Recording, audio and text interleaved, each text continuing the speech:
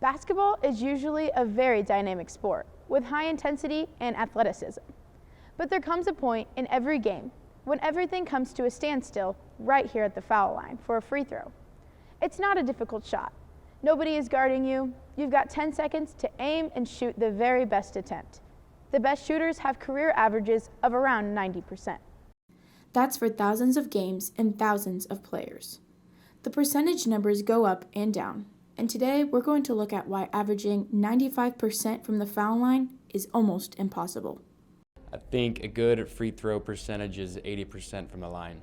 I talked about shot science with coaches and players. When you run these kinds of simulations, you notice that there's an optimum angle, which is the least effort. The angle and consistency are important factors, as a science teacher shows us.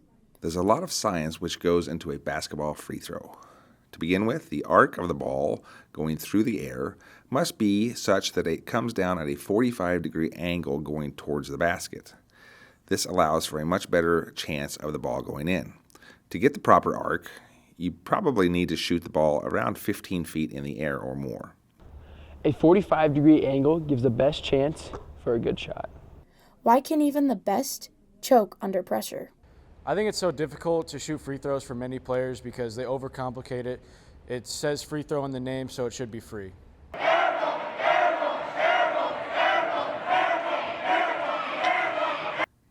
Being consistent takes a lot of practice.